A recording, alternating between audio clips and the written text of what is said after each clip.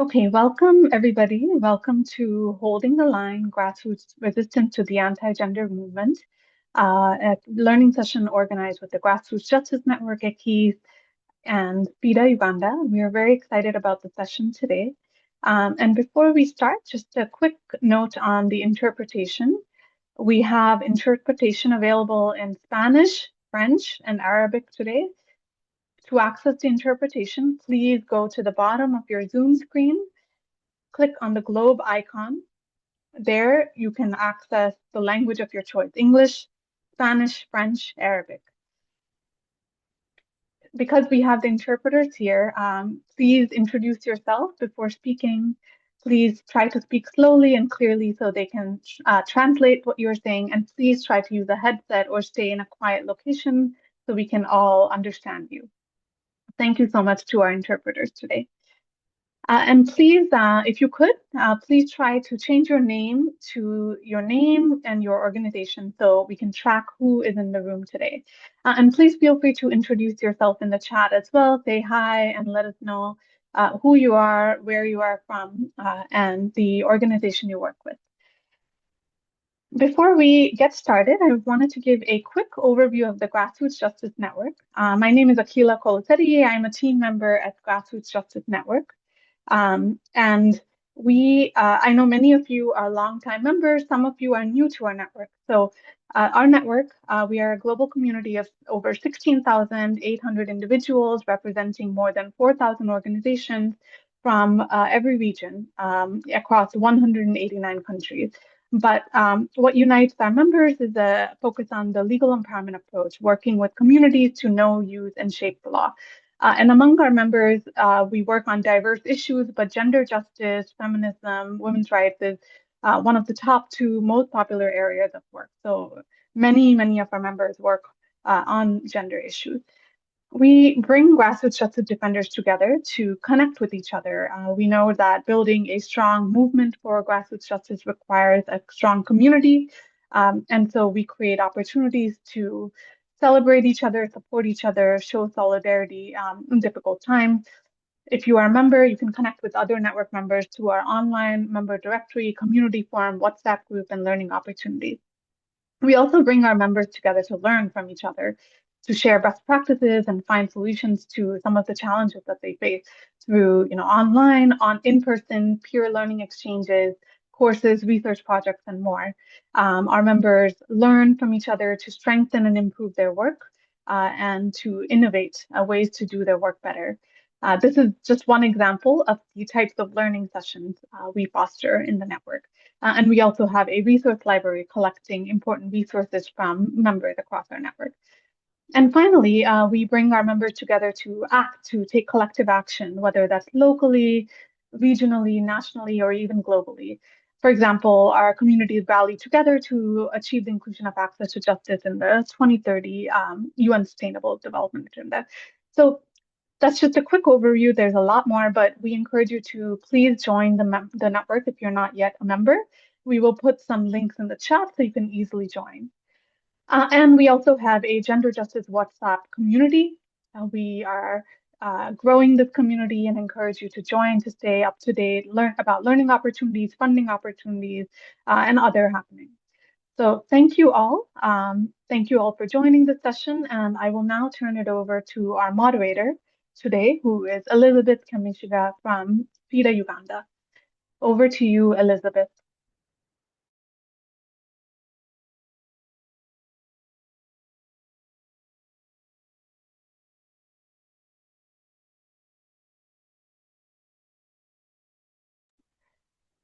Hi, Elizabeth. Are you able to join us, hear us?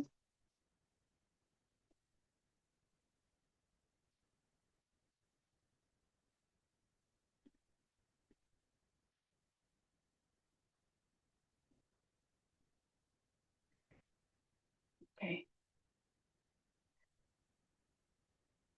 Let's just give 1 second, maybe some connectivity difficulties. And I see that more members are joining us today.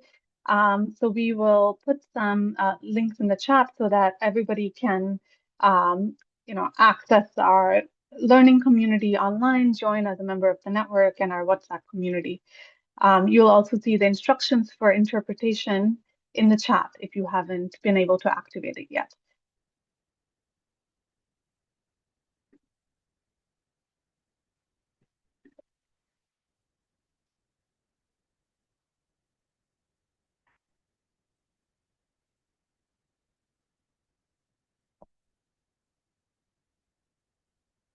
All right, I see that Elizabeth might have some difficulty connecting.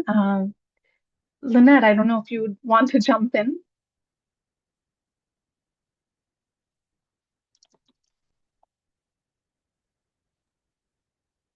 Oh, thank you so much.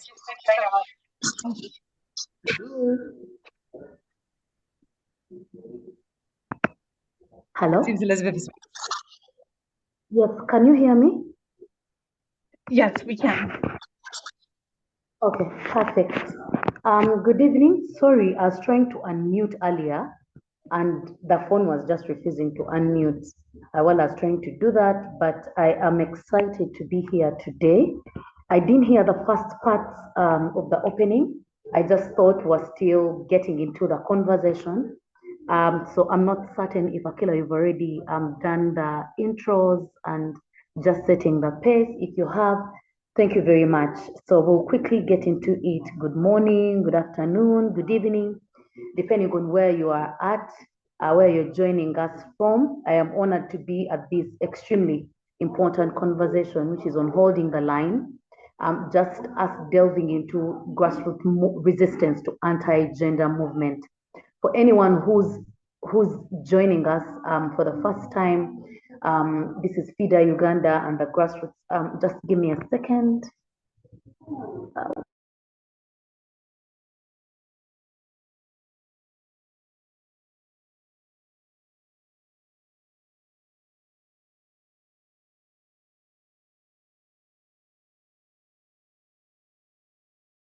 Okay.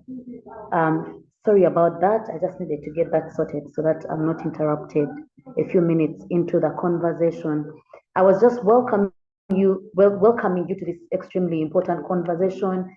And for anyone who's just joining us right now, this particular conversation today has been organized by FIDA Uganda, which is an institution located right here in Uganda, where I am. And it's a national NGO that also doubles as a feminist organization that does work that prioritizes women and children as our core beneficiaries. But also we are joining partners from Equis and the Grassroots Justice Network, with whom we thought it important to start this conversation on analyzing what's happening to the grassroots movements, by analyzing who is funding what, by analyzing what is this anti-gender movement. Is there even such a thing as an anti-gender movement?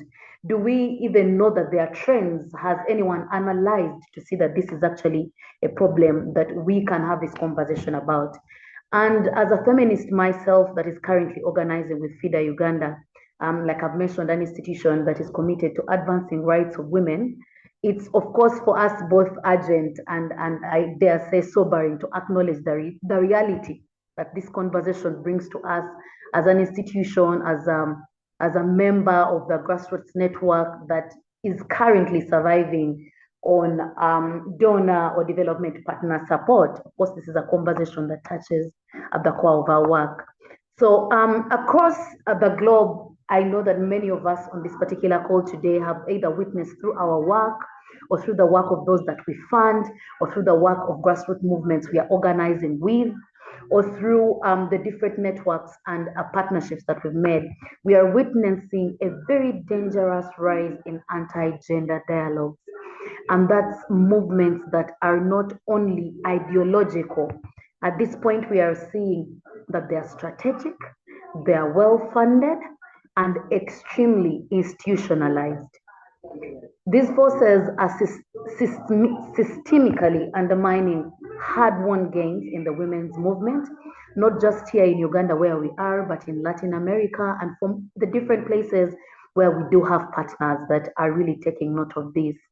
We see threats to women's sexual reproductive health coming up very strongly.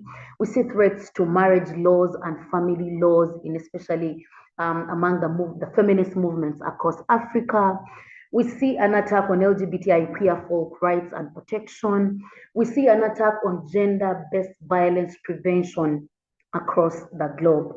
Of course, that concerns us as feminists, that concerns us as women's rights organizations. The backlash, unfortunately, is not incidental. It's extremely deliberate, and it is rooted in authoritarianism and then patriarchy and white supremacy and religious fundamentalism that seeks to roll back all these gains that I know many of us on this call are registering in the different movements and struggles that we are going to be talking about today. A lot of this organized work is purposed to either silence or roll back or claw back, some of these rights and protections that women have fought for. The women who were here before us, the feminists who are organizing before us, have made so many progresses that are now getting rolled back, and we are concerned. And this is why we are having this particular conversation. Of course, it's a conversation that is important to us because amidst all these threats, there is power at the center of it all. And there's power in resistance, there's power in organizing, there's power in solidarity, which is at the core of what I know the Grassroots Network actually does. So the Grassroots Justice Network does. So we are here today to center the expertise of grassroots institutions, grassroots groups, grassroots organizing around legal and feminist movements in Latin America and Africa.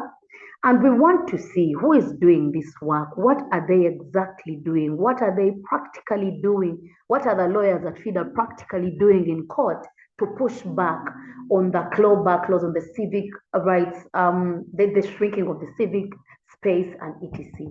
We also want to look at what are coalitions and movements in Latin America doing about this particular situation here today. How are they fighting back? How are they making sure they have the funds?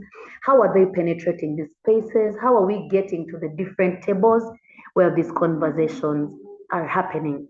So I do hope that, and all of us really, the organizers, really hope that this space be one of shared learning, one where we have deep listening, because we do respect the expertise of the different people doing this work and trust in the fact that their experiences make sense and their experiences are extremely important to this conversation.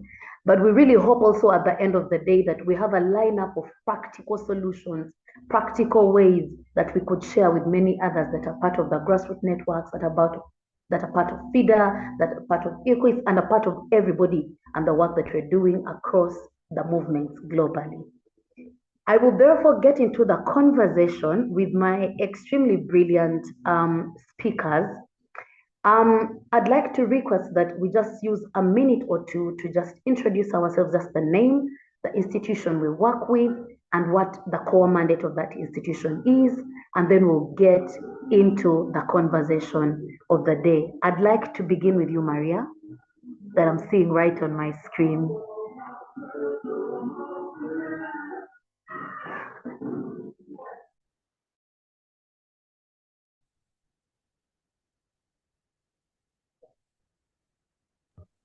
Yo, María, yo. Hello. Maria, myself. Okay. Hola a todas. Hello, Mi hello nombre es everyone. José, My yo name soy is Maria Majo. Jose. They call me Soy Majo. directora de una I am the colectiva transfeminista director que se of a llama transfeminist Luchadoras collective, which is México. called Luchadoras. Quisiera We are decir que es based un in gusto Mexico, estar con mis and it's compañeras de such a África, pleasure to be primera here vez que tengo today la with posibilidad colleagues from de Africa. It's the first escucharlas, time de I have aprender the también un poco, opportunity y to también hear from presentar un you, poco to lo learn que from nosotros you, hacemos en la and colectiva. also to introduce a little bit the work we do in our Thank you so much, collective. Maria. I'll come to Winnie right now, and then next I'll have Hala, and then Herbert last. Yes, please. Thank you so much. I'm not sure if you said Winnie. Hi, everyone. My name is Winnie Apio from Akina Mama or Africa. Elizabeth, I don't know if you can hear me. Yes, Winnie, we can hear Okay, you. good. Perfect. Yeah, so Akina Mama or Africa is a Pan-African feminist leadership organization, which is extremely passionate about consciousness raising, but then also Pan-African feminism and the broad spectrum of work that means. Thank you. All right, thank you so much, Winnie, for joining us today. And thank you for the amazing work that Akina Mama is doing. Yes, Hala? Hi, my name is Hala Karib, and I work as the Regional Director of the Strategic Initiative for Women in the Horn of Africa. We're also a network that has been around for more than 30 years. We were founded by grassroots women groups and organizations from across the greater Horn of Africa and Eastern Africa. And I am very honored to speak to you today. I am here in Kampala, Uganda. Thank you so much, Hala. Great to have you. Hala is a partner with FIDA who's supported a lot of the work that we're doing in about over 4 districts that is supporting around organizing intergenerational movement of women that are seeking for accountability, that are seeking to be part of leadership positions and governance. So it's very exciting to see you here, Hala. Thank you very much for your contribution to the movement. We'll have our last speaker introduce, and then we'll get into the questions of the day. Hola a todas, buenos días. Hello, Mi nombre es everyone. Maisa, soy My name parte is del equipo de Maisa, and I Justicia form para las part from Mujeres. the Somos una organization organización IKI, feminista Justice for mexicana Women. We're a que Mexican busca garantizar el acceso a organization, las feminist justicias organization, who para seeks la to diversidad de mujeres, access transformando estructuras que justice for generan the opresión diversity of y women and exclusión. trying to transform Nosotras structures enfocamos that nuestro generate trabajo oppression and en exclusion. temas We de focus our prevención y work protección in frente a things la that have to violencia do de with género, prevention en acceso a la against justicia en gender-based igualdad violence, y also en to documentar y access revertir las justice and tendencias a la equality, criminalización and y also and encarcelamiento try de and mujeres. decriminalize women and question the prison of women, the imprisonment of women. Productions about the work that you do, the institutions that where you're doing this work, and really who you are. Thank you so much for setting a time aside to be part of this conversation today. So I'd like to quickly get into the conversation by seeking first that we locate anybody that might be hearing about the anti-gender movement for the first time. This is, let me say, a young person organizing somewhere in Nigeria, organizing somewhere in any part of the world, and this is the first time that they're hearing about what the anti-gender movement is. And they may not be very sure how that relates to their work, how that touches their, their mandate and etc. So I want to kick off with Winnie speaking about what is the anti-gender movement? What does it look like in your country? And how has it impacted the gender justice or legal empowerment work in the different spaces where Akina Mama or where the women's movement, which I know Akina Mama is participating extremely actively? How are you witnessing that? What does it practically look like? Each of our speakers will just give us their context because each of them brings a very unique perspective, unique experience, unique observations. So we'll use the next 5 minutes for each of the speakers to just share with us what this anti-gender movement is and how they are seeing it happen in real time in their country. Thank you, Elizabeth, and thanks again to the Grassroots Network for this invitation. For someone who would be just for the first time interfacing with what the anti-gender movement or what the anti-rights movement is, I think it's very important for us to be aware of the fact that it doesn't particularly wear one face, even across our different contexts. It has different faces, but very, very, very similar. So fraternal twins, so to speak. So the anti-gender movement, in brief, I think, as Elizabeth had pointed out, is a well-funded, globally coordinated system of backlash against feminist gains, against sexual reproductive health and rights, but then also the broader social justice agendas. In my opinion, the anti-gender movement really comes in to re-establish hierarchies of power, dictating that decisions about people's lives, about people's bodies must belong to a certain group of people, most likely wealthy white men in most cases. And the whole point of the movement is to cause this complete disintegration or obliteration of any possibility of having a world that is equal.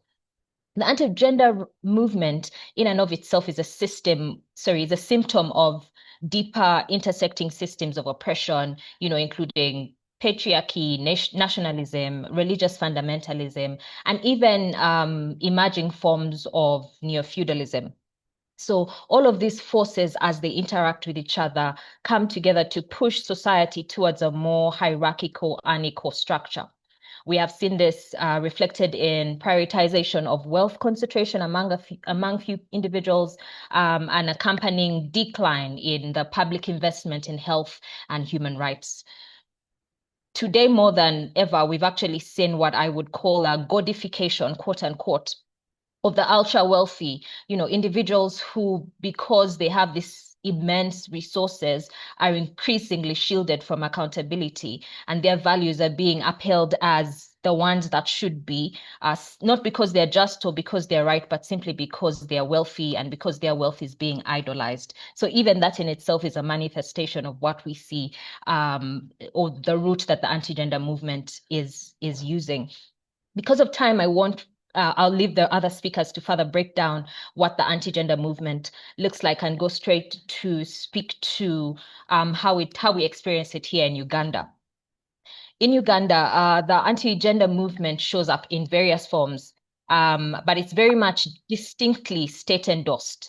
It manifests in multi-layered and increasingly sophisticated ways, often presenting itself through state-aligned, religiously grounded, or strategies that are deeply culturally coded. The movement in and of itself, around the globe, but even here nationally, is deeply rooted and deeply coordinated with connections with the global anti-rights ideologies, but then also existing global anti-rights and anti-gender networks. I will break down in detail what the movement looks like, but just in summary, in case I may not have enough time to go in depth. The multiple ways that the anti-rights movement manifests here in Uganda is through legislative and policy backlash. We have state-endorsed moralism. We have religious and cultural manipulation, transnational influence, a lot of media capture and narrative control, grassroots and social infiltration, institutional and bureaucratic silencing, and even psychosocial and symbolic outright violence. What makes Uganda's context particularly insidious is the anti-rights movement is often cloaked, the work of the anti-rights movement is often cloaked in the language of morality or sovereignty or health. And that in and of itself makes our resistance as feminist organizations and as SRHR actors quite precarious. Now, while the cloaking of the parts of their work sometimes always means that we won't have the full picture of what the anti-rights movement looks like, we do have a couple of faces and voices that are fronted as the voice of the anti-rights and anti-gender movement. And as Akaina and partners, those are usually the people who we use, as threads that we can pull to further understand what the movement actually looks like and how it's continuously evolving in Uganda, but as the continent as a whole. In Uganda, the movement operates majorly through legal and policy influence. We've witnessed a lot of legislative crackdowns and legislative regression, most notably the Anti-Homosexuality Act of 2023, which we call the AHA. And this is a law that comes into place to not only criminalize queer identities, but also targets allies and service providers of SRHR. And this in and of itself severely limits the access to healthcare as well as justice. In addition to the AHA, we also have a lot of feminist and SRHR advocates who are facing outright stigma and backlash as they advocate for more progressive family laws or more progressive gender laws. One clear example is in the recent advocacy efforts of the marriage bill and the sexual offences bill, feminists and SRHR advocates being accused of either being anti-family or promoting divorce or even being called fornicators. I am sure Elizabeth can attest to some of this, and claiming that we want to be superior to men. So the entire act of the anti-gender movement in that case is to point our efforts as being more divisive as opposed to being pushers for an equal society. Uganda is very, very strongly cultural and religious, and these are often used as manipulative tools to propagate a sort of moral panic. We'll see instances of queerness being conflated with criminality or pedophilia. A famous pastor is called Pastor Semper. He has a book that is anti-gay, and he's well known for his public endorsement. But what makes public endorsement of hate speech? But what makes things worse is his work is publicly promoted and supported by the key state officials like the Speaker of Parliament, even the President himself, even though his work greatly institutionalizes prejudice and increases public hostility. Now, the state's endorsement of the anti-gender agenda is also witnessed in the widespread clampdown on access to comprehensive sexuality education. We currently have the First Lady as the Minister of Education, and she has outrightly claimed that she's a religious person, and so her office is run based on those religious grounds. So a lot of CSE has been stifled. Based on the fact that there's an assumption that young people getting access to comprehensive sexuality education is the same as, them having early onset sexual intercourse or even promoting them to have sex young. So there's a lot of abstinence messaging around that. Still on the issue of the influence on the state in endorsing anti-gender agendas, Uganda happens to be one of the lead organizers of the Continental Conferences on Family Values. We had our third interparliamentary conference on family values and sovereignty in Entebbe in May, and it was endorsed by the president and influenced by the US-based Christian fundamentalist, but primarily the Family Watch International. Now, in this conference, there's a lot of discussions on how,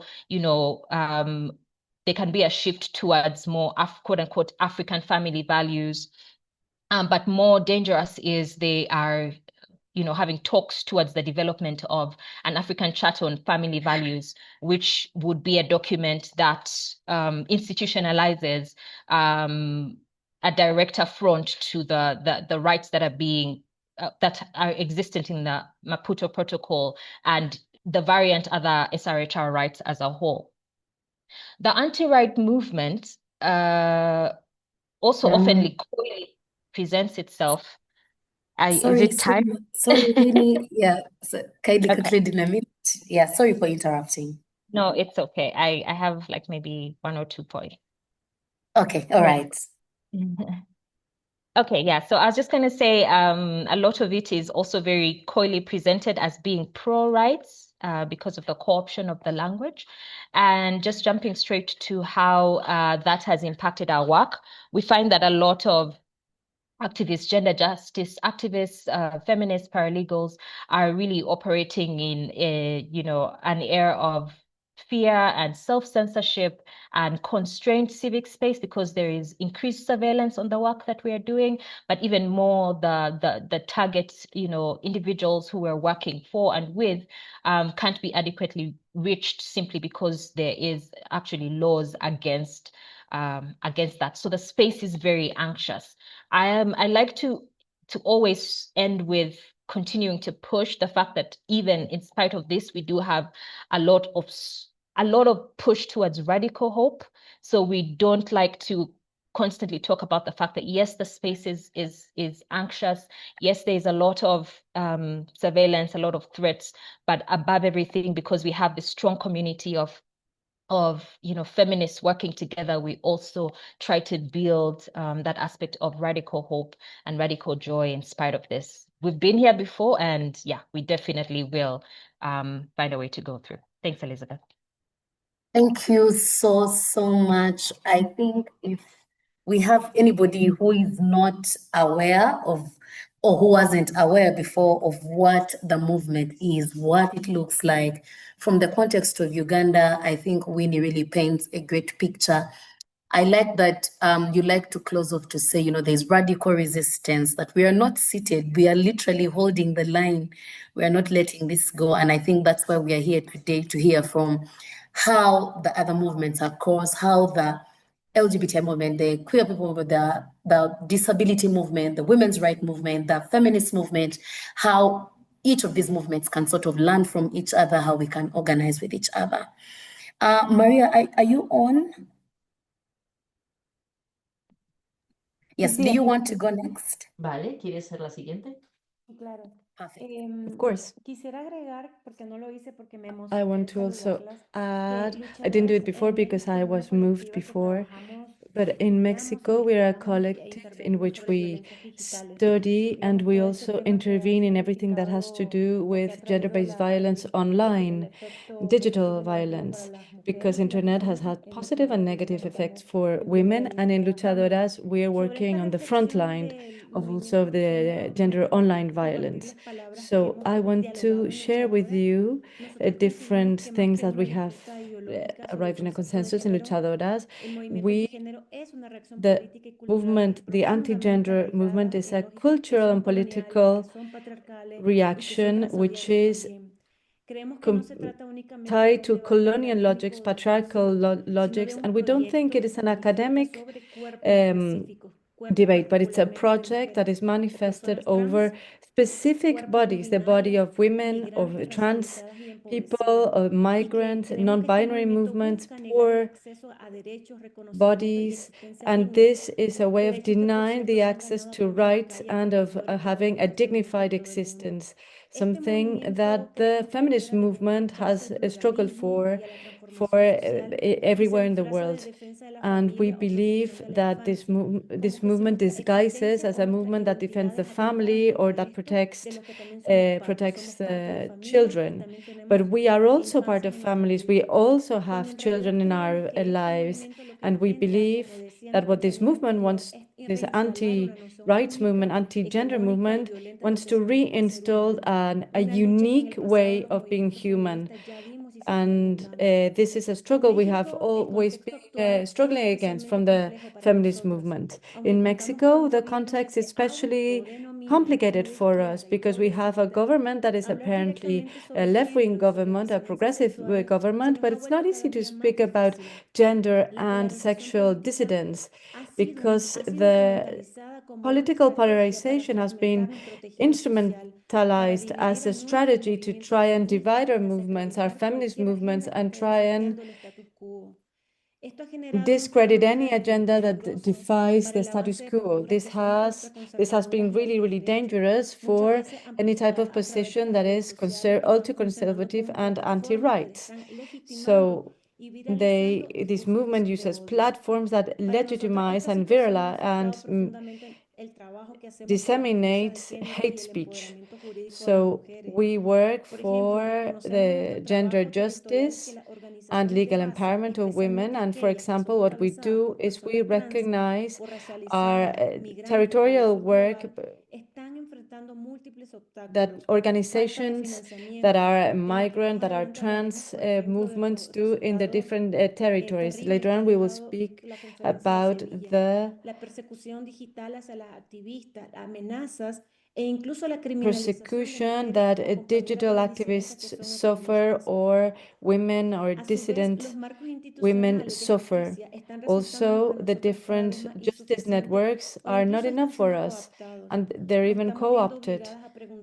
We now start to think, who are these legislative frameworks protecting? Who are they leaving outside, behind? So in this context, when we speak about legal empowerment, is has to be beyond the institutional. And for us, it is urgent to have alternative legal spaces that congregate from our collective rage and our different community organizations and struggles. We believe that the legal systems can't be neutral in this type of moments. In Mexico, for example, we are living a very high internal tension when the plurality of voices suffer. We have to name themselves, for example, we have to name ourselves as trans feminist collectives, and we have to fight against other movements that are disputing the meaning of what gender is, as happened also in the 90s. We are also disputing what is feminism. So in this difficult context, the anti-gender movement is taking a profit of also our tensions. We recognize that we are not speaking only about ideas, it is also our bodies, it's also the concrete violence and structures of violence that don't permit us to advance our strategies. These are strategies that don't depend only in the fact that the state recognizes us, and this is important. And I will also highlight this later on, because we don't believe that a struggle is to look for the state recognition. We believe in the margins. We believe in strategies of what is of the community, of the margins, of sustaining a life that is decent for all and for each and every one of us. There we have it, another context. Thank you extremely, very, very much. And I think what's cutting across all these submissions is the role of the state, which we need to start paying attention to, because the state controls, or the state has the core mandate of providing critical social services like health, like education, like housing. So if we do have discriminatory laws that are not gender responsive, that are getting passed in our countries, then it means we are institutionalizing discrimination, and that's extremely dangerous to the movement. So I'll have Hala next to locate what this anti-gender movement is, but also the ways in which she's seeing it manifest in the work that she does. Thank you very much, Elizabeth. I definitely agree with the colleagues before me. I don't think the anti-gender movement is something that happened all of a sudden. I think it was always there, but I think it became extremely bold and shameless at this point in time, considering the political environment around the world that we are living in at this time, where simply, the patterns of violence against civilians and violence against women is becoming, a political trend and part of political movements. And as I said, that did not happen all of a sudden. It's also very important, as we are speaking about anti-gender movement, is to look at the whole picture. It's not only anti-gender movements, it's an anti democracy, anti-coexistence of many of us in the public spaces, anti civilians' participations in politics, anti our voices being heard, and our capacity, and concern to speak about the challenges, to speak about, how, our states has been sabotaged, to speak about, corruption, to speak about politics of extractions, to speak about our lives being destroyed, and about land grabbing, and all those challenging issues that contribute to the polarizations, of the communities and of the women movements along the political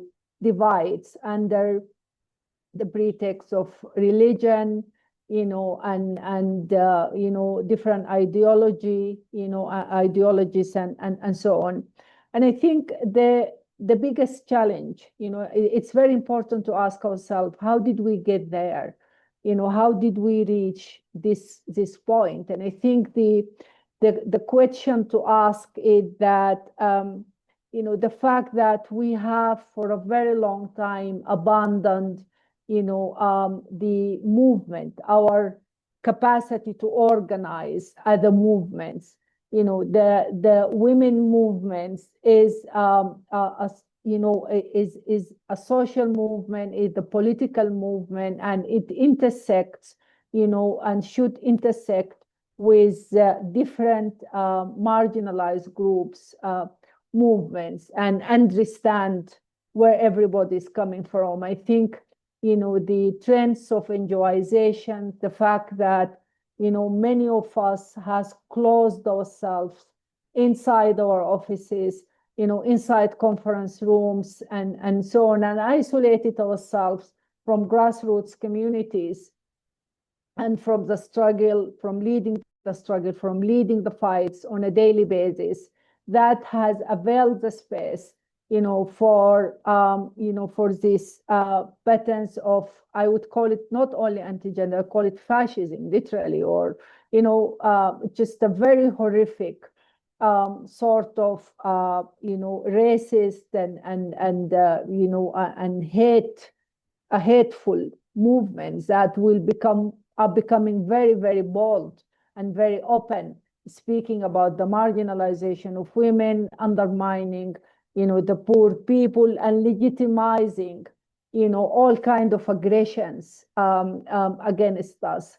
So I honestly think that it's very critical and very important, not to be afraid to be, to be radical in terms of our thinking and in terms of our demands, and in terms of our strategies and what needs to be done. Because on the other hand, the other side is really emboldened and enabled. And we were attacked in every single space. We were attacked, in person, and we were attacked on social media, and so on. So and they are very well resourced as well, at not ashamed of exploiting, all kinds of resources and things like that. So it's very important for the women movement to get organized, and to reconnect again, with grassroots communities and with marginalized communities and with the communities of the majority of the population, to regain our strength. We shouldn't allow them to scare us with religion, because or with faith. We have the capacity to analyze and interrogate their positions and to speak out against it. And I'm really pleased that we are doing these sessions tonight, and hopefully, we will take it from there. This issue of sincerely and genuinely starting to reconnect, with communities and with grassroots.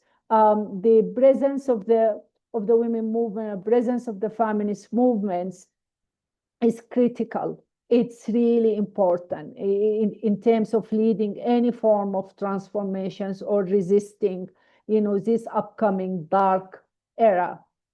So we have to understand that we have huge responsibility. And I really appreciate the concepts of local justice and the concepts of grassroots justice, because we have seen, how we have been let down, by, elites, justice institutions every step of the way. The international justice system is not functioning at this point, is not doing justice to women and all over the world. We have been speaking about this. We have been interacting with all the global platforms, but it's about time, definitely to re-strategize, and as we are moving forward. Over to you, Elizabeth. Yeah. Thank you so much, Hannah. And I like that you speak about, you have a very unique background on working with women in conflict areas. And we know that Sudan also, the conversation around the sexual offences bill and its issues around morality and women and how that has been dressed in communication from the state. So thank you very much. Maisa will come next and then we'll get into the next Maisa round. va a hablar ahora. Yes. Muchas gracias, Elizabeth. Thank you Gracias por la so much, pregunta. Elizabeth, and thank you for the Creo que yo question. me dedicaría a complementar I un poco lo think que I ya will just aportó Majo basically en ese complement a little tema, bit what y a mí me Majo gustaría said. hablar un poquito I want to say a little bit, de un proceso I que want to siento speak a que little bit en about a México es un process poquito that I think más that in Mexico pernicioso, is a little bit more que complicated, complementa justo la and which descripción de los complements movimientos que exactly hacía Majo desde the luchadoras description hace un of the momento, y que es movements que that Majo said, México es the un luchadoras estado movement. sumamente Mexico contradictorio en is muchos a very aspectos, y creo que contradictory eso ha sido mucho más complejo en los country demás in años, y puede parecer un poco raro and it has been hablar even more de complex in movimientos the last few years, antigénero and en it un momento seems maybe donde strange to hemos speak about electo a nuestra anti-gender primera movements in a mujer moment presidenta, que es in una which we have our persona que first se women revenga desde las president, which is izquierdas, a desde un person that discurso it comes aparentemente from feminista, apparently the left y que wing, and vemos she's una diferencia apparently tremenda feminist entre lo que está also, pasando en and that México y, we por do ejemplo, see fenómenos an como incredible Argentina, difference El in what is Salvador, happening in Mexico and in El Salvador or Estados Unidos Argentina inclusive, or even in the United y States. There is a difference. So, disculpa, ¿me escucha? sorry, can you all hear me? Perfecto. Okay, wonderful. Yes. Yes, please. Entonces sigo.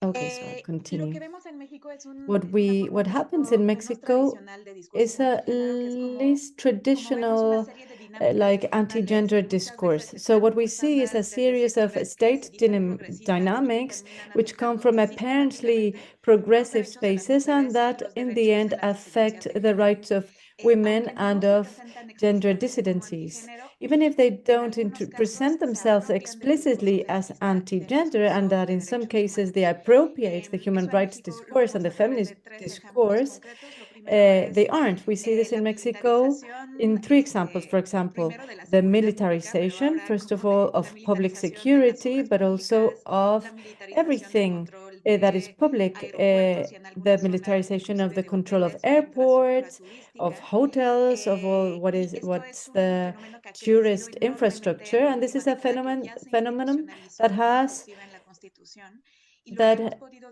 has been documentar en los even últimos años es que institutionalized in las the comunidades Constitution. And donde what se we have despliegan seen in the las last few fuerzas years armadas, is that in the obviamente communities aumenta la where violencia de the género y la military violencia forces hacia las are, disidencias de obviously there is género, more gender aumentan las violence and more detenciones violence arbitrarias y against the aumentan los gender maltratos, dissidencies. el And tipo racismo also en los tratos there's more hacia mujeres y torture, there's disidencias more de parte de los mistreatment militares, y against pues son women, grupos que son against más propensos gender a diverse sufrir tortura people, o violencia sexual, por because they ejemplo, ¿no? are the groups that Entonces, esta usually presencia are more militar de vulnerable manera to this type of directa sexual restringe el violence acceso from de the las mujeres y military. las disidencias al So espacio público y also limita this totalmente sus military derechos, presence especialmente en limits contextos the access of comunitarios y women en to the contextos public no space, urbanos. especially in Y contexts that are además de more esto, la rural or at least militarización abre non-urban espacios de context. opacidad en el And this acceso a la justicia, ya militarization que hay also muchos opens abusos cometidos por las Fuerzas opaque Armadas spaces no in llegan everything a that ser has to do with juzgados justice, adecuadamente. because many of these Otro military fenómeno que forces are estamos never viendo judged.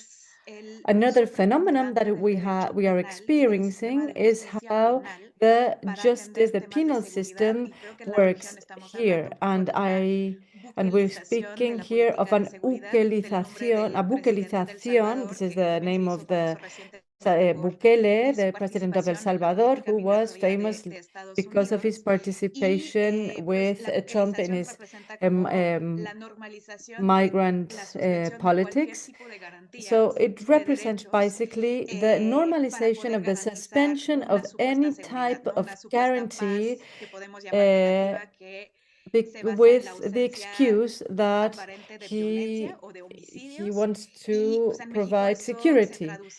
And this in Mexico translates into the creation, for example, of new types of crimes every time, the amplification of the preventive detention, which is an automatic detention without a previous sentence, and all these politics that obviously are not against the actual actors of violence, and what they do is that they represent the number of women in prison. This has increased at least 20% in the last 4 years, the increase of women in prison.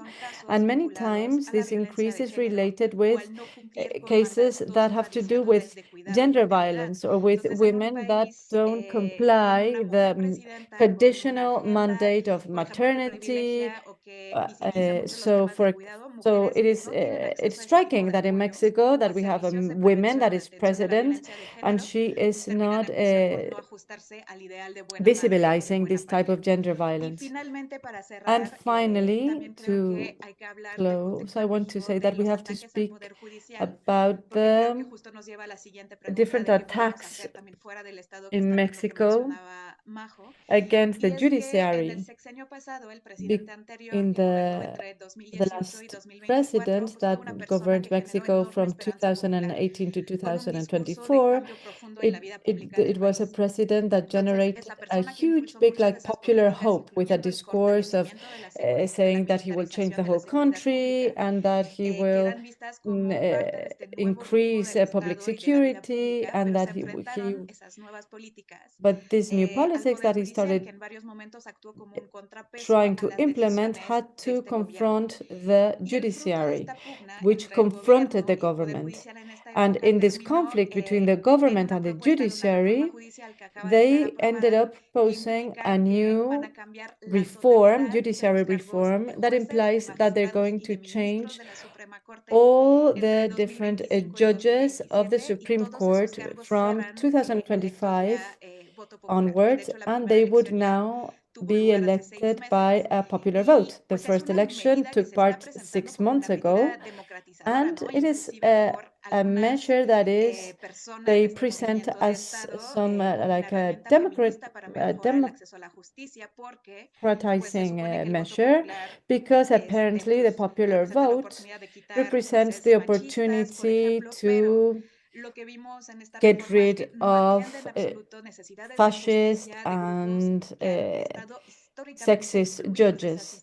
But we know that there are groups that have historically been excluded from these justice institutions. We have seen many people that have been accused of gender violence and that have been accused of covering gender violence, and there is no criteria that guarantees that people that can present themselves are clean of all these and that they have a human rights perspective, that they have a gender perspective.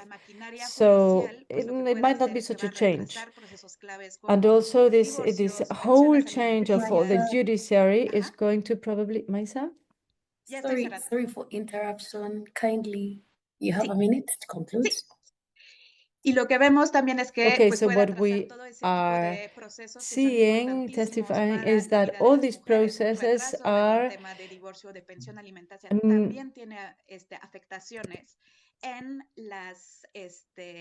delaying a whole set of processes that are really, really important for the life of women, things that have to do with more equality measures.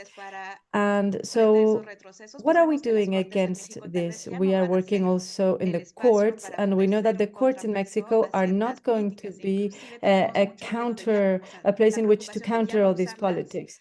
So now we are afraid to use them because we believe that sometimes there are backlashes in everything that has to do with discrimination against trans people.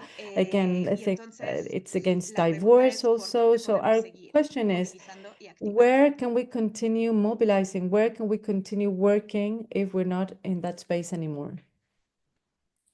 All right, thank you so much. I know we are not doing very well with time. Please do accept my apologies, my speakers. I know that sometimes when you're going on and you're enjoying the conversation and you're enjoying listening, when someone interrupts you, I think it's very disrupting to your train of thought. So kindly excuse me because we're trying to manage the time a bit. I'm going to request that for the next question, since some of the speakers did sort of allude to the question, kindly use 3 minutes so that we are able to catch up and ensure that we respond to some of the questions, some of the comments that are already in the chat. So I'll come back to you, Winnie, right now. How is Akina Mama, the organization that you're working with, or the movements that Akina Mama is part of, responding to this backlash at this particular time?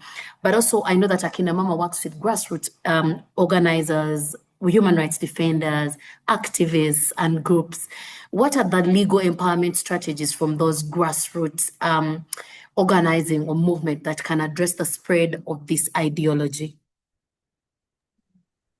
Thank you so much, Elizabeth. I think because of time, I'll just merge my answers so they speak to the same, so to both questions.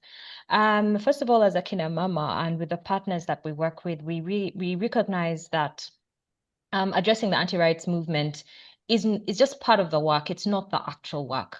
The whole purpose of the anti-rights movement is to sort of derail us from actually achieving, this gender equal, social just world.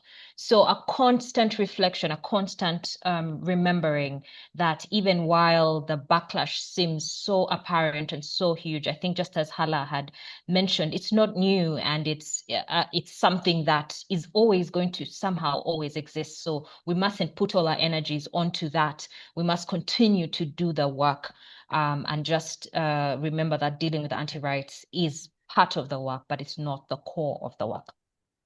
Also focusing on long-term strategies that are aspirational. So looking beyond the time that is now.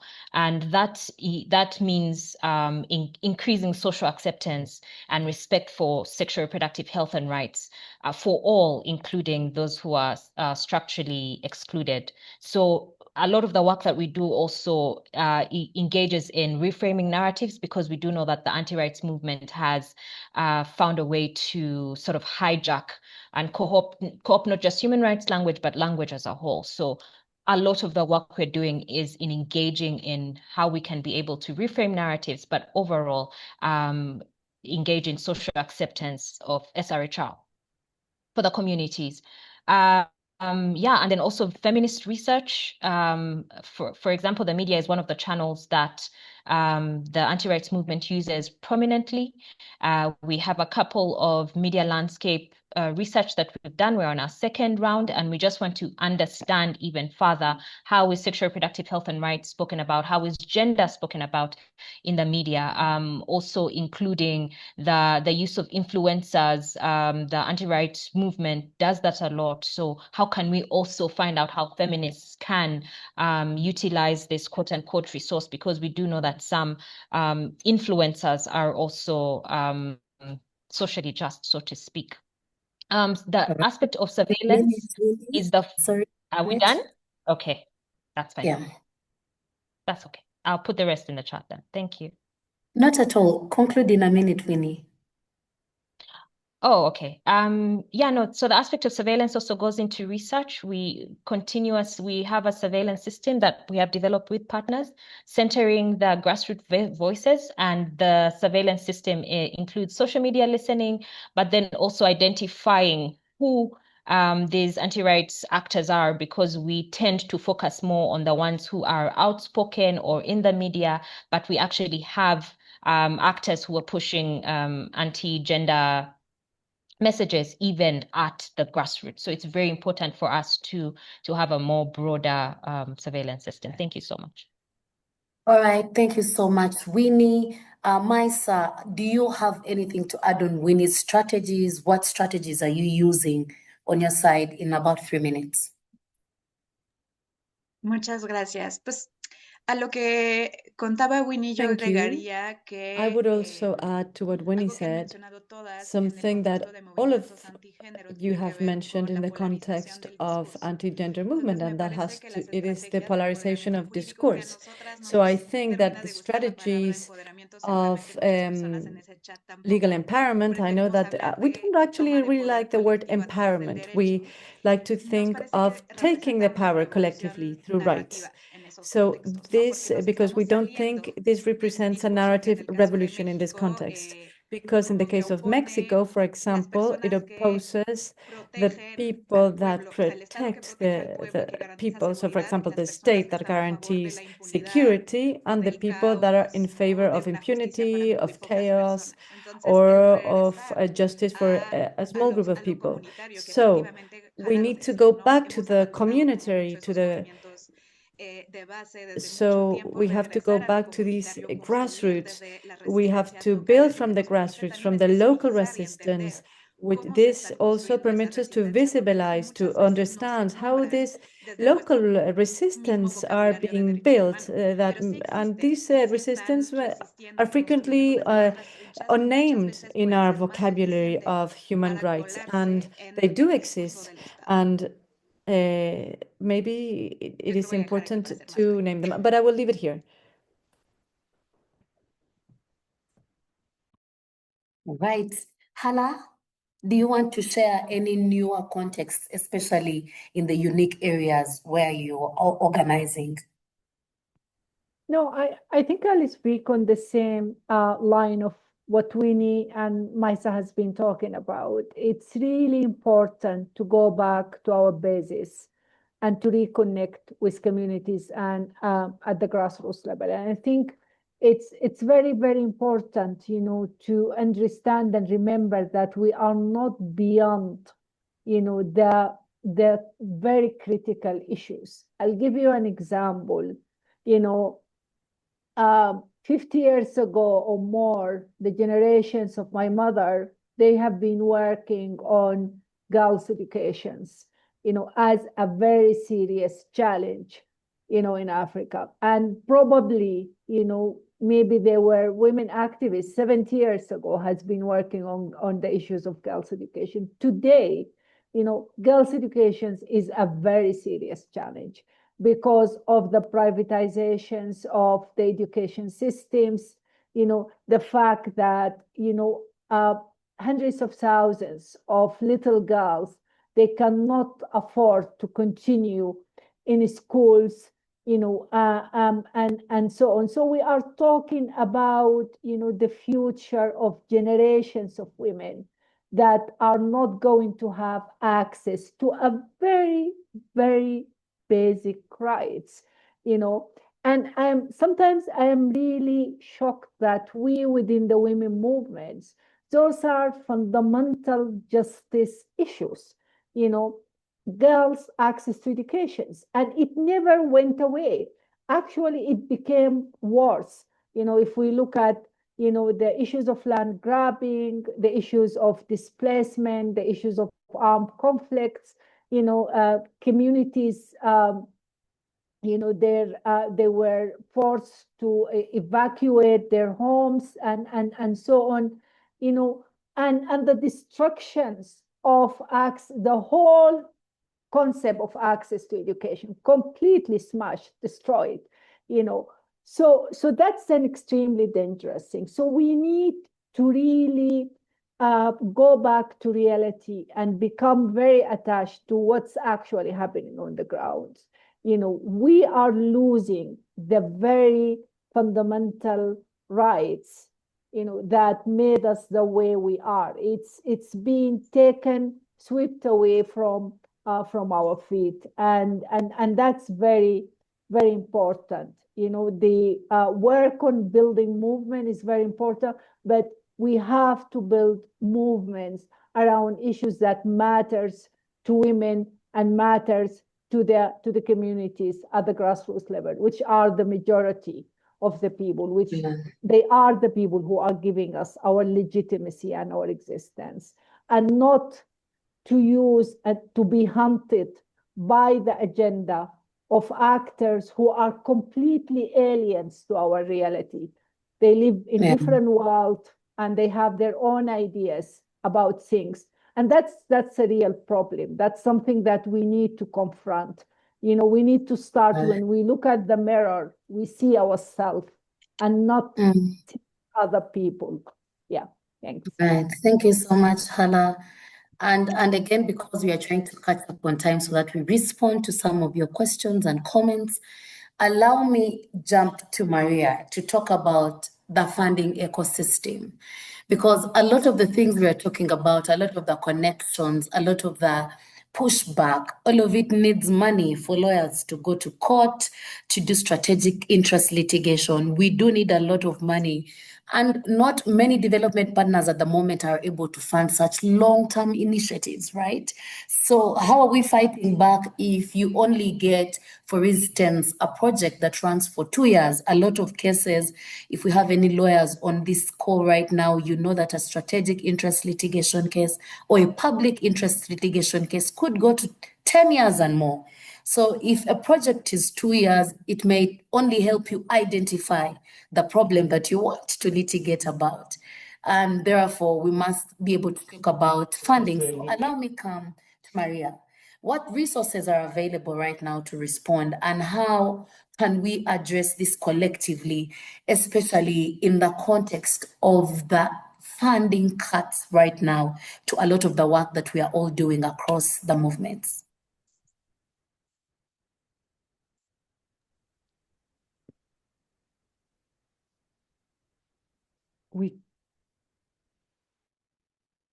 Sí, yo quisiera primero decir que tenemos que First of recordarnos a all, nosotras I mismas want que la to say cooperación that we need to internacional es un remember derecho that que se ha ganado en el international tiempo. cooperation is Y a muchas right veces that we estos have won over discursos hacen time, and creer como que sometimes hacen un favor there a are los países que lo discourses están haciendo. that make us Creo que believe eso se that they are debe doing us a decir favor. con And I conciencia. think No we es un need favor, to es be un derecho que clear. hemos, This is not a hemos, favor, this is a por el que right hemos that we luchado have desde el tiempo.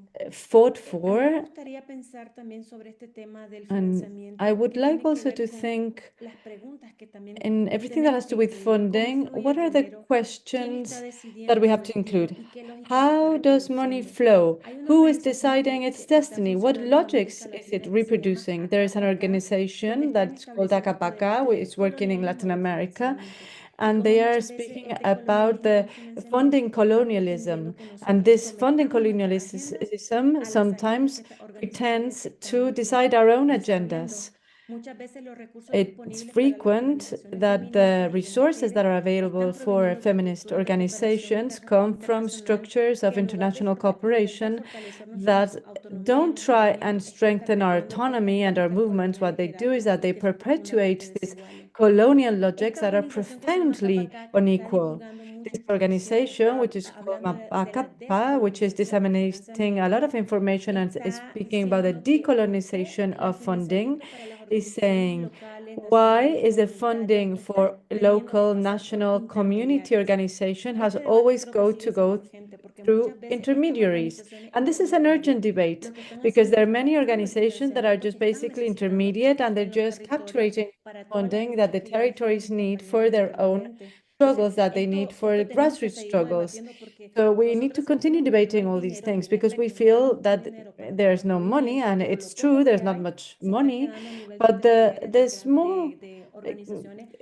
funding mayoritariamente that we blancas, do receive, organizaciones it's staying mayoritariamente de in these Europa. intermediate Lo que nosotras organizations en efecto tenemos que hacernos es that are prudentes white, that are y decirles que European, muchas and veces la that we need resistencia, to estar en la ask this primera línea question de las because defensas de sometimes distintas to be in the tesis front line of the incluye no different solamente salarios de struggles acceso a derechos includes dignos, sino also también de cuidarnos a nosotros dignified mismos, de salaries, cuidar a includes quienes estamos dignified cuidando. rights, and also Entonces to creo que este tema care del for each other. financiamiento sumado a los últimos So this resultados thing que about se dio, a mí me funding gustaría, added digamos, to ponerlo en la mesa brevemente, these donde vimos que la empresa results that I privada want ha sido el to gran speak protagonista about, in which sumado we saw that the private al companies are the great silencio castigador protagonists de Estados Unidos de retirarse de las together negociaciones, with nos dejan a the nosotras lecciones sobre el qué tenemos que silence that ver the United de cara States al futuro inmediato del has, financiamiento. well, they ¿Qué have estamos basically haciendo nosotras? Primero estamos gone out of this tratando de funding system. So decirle a las what are agencias de we trying to cooperación, do? We're tenéis trying que to tell the financiar cooperation nuestros agencies, proyectos you have to institucionales, fund no los our indicadores projects, de our institutional su projects, organización.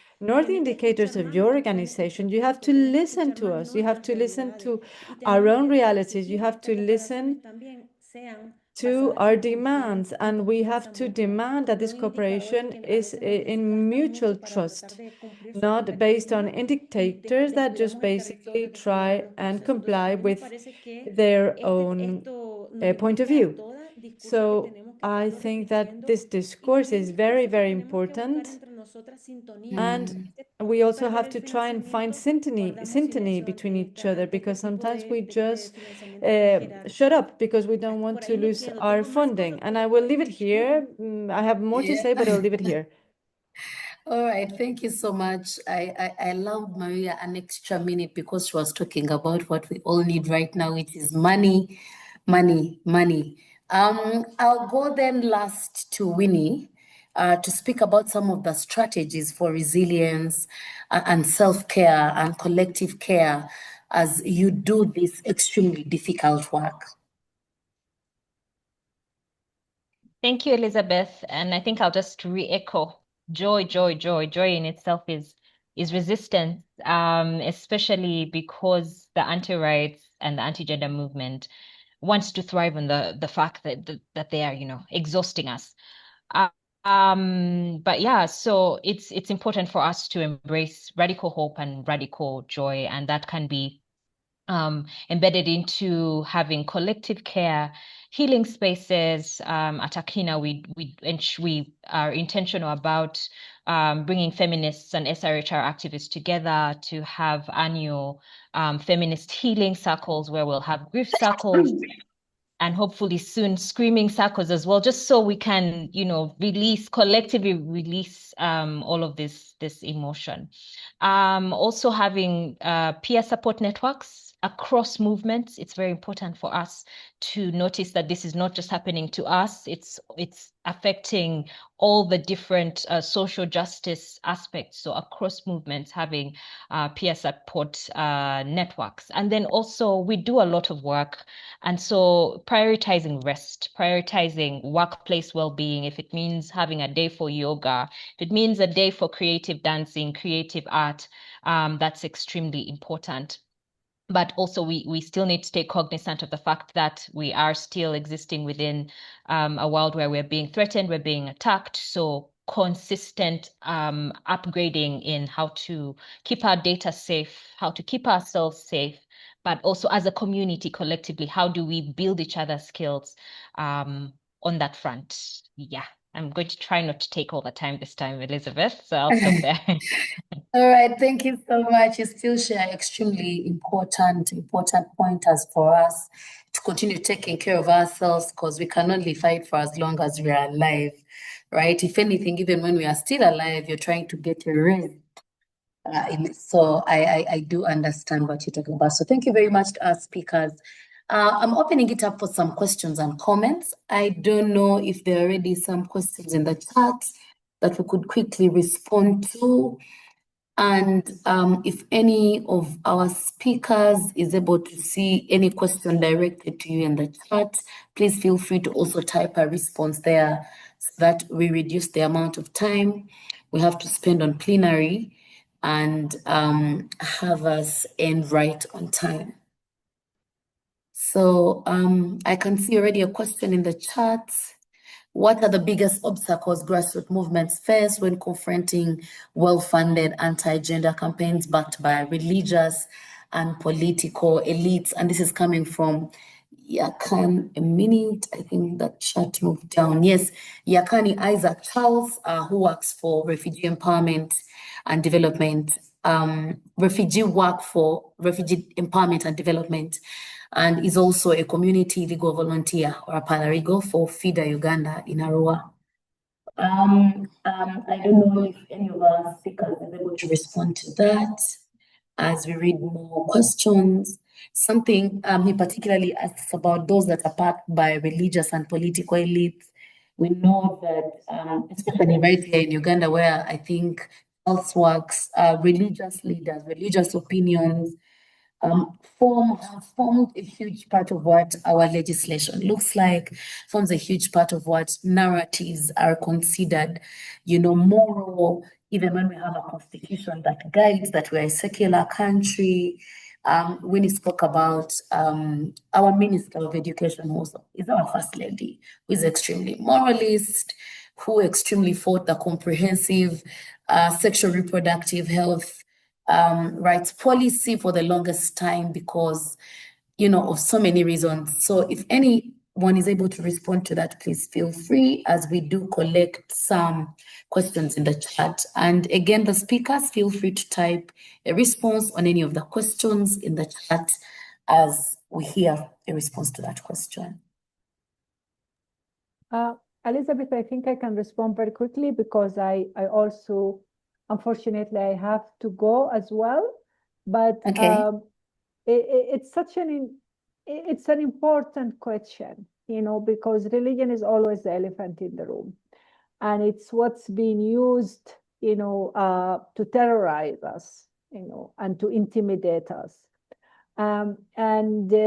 You know that SIHA is working closely with Musawa, and you know that we have invested significant amount of time, particularly in supporting, because we are working with predominantly Muslim communities across the Greater Horn of Africa, but also here in Uganda.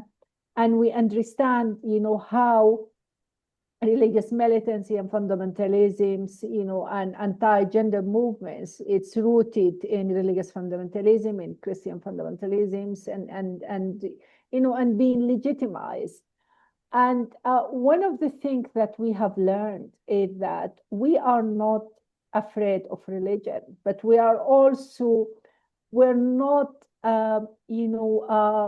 accepting or submitting, to how religion is being presented to us as, as women, as full human beings.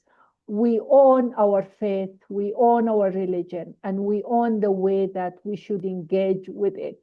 And that's very, very important, the engagements with the liberations interpretations of religion, which is, there is huge literatures and significant efforts that made by so many scholars on this, that faith and religions should not be a threat, but they are more, spaces for equality, spaces for egalitarian society, and so we should have a position, and I know that there is so many groups, within the movement who believe that we should never talk or engage about religion. But if you don't want to talk or engage with religion, religion will talk about you. It will not stop to talk about you. So you have to have the capacity to speak back, and understand, and challenge what's being said and say, no, that's not the right way, and we have also to open the movements, to people who have faith and people who are 100% secular, people who are in the middle. The movement has to be able to accommodate diverse people, but so I think it's really important to be able and capable of challenging the use of religion, as a power of repression. And as feminists and as women movement, we cannot afford not to talk about religion. We cannot afford not to challenge religion. Last thing I would like to add, it's about strategies, and Winnie, she talked about joy, absolutely 100%, but also solidarity and love. We need really to stand with each other's, hug each other's, and reach out to each other's. We all go through very difficult times, and that's really very important for us to be able to exist and sustain ourselves.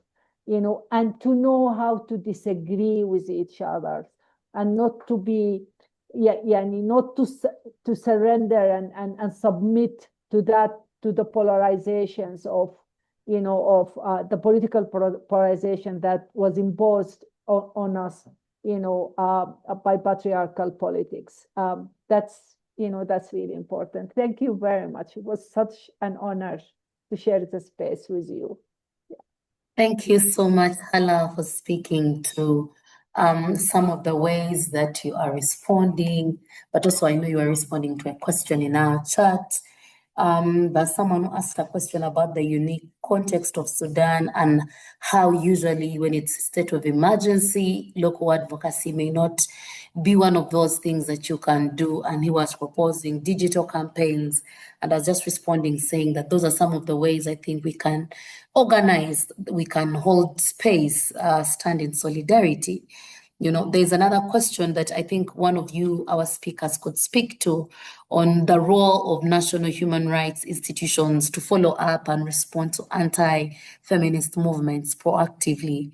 In a country like Ethiopia, where there are conflicts in different parts of the country and priority is given to address those conflict-related human rights violations, what strategies, this person asks, can we adopt to actively follow up and keep ourselves updated?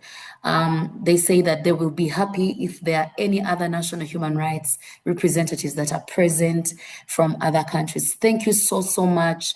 I do not want to misread your name. That's why I have not said it, but thank you so, so much for your contribution. So I don't know if we have any other national human rights institution that is present in any of the countries that are here, but if any of the speakers is also able to speak to what they see is the role of national human rights institution in responding to such movements.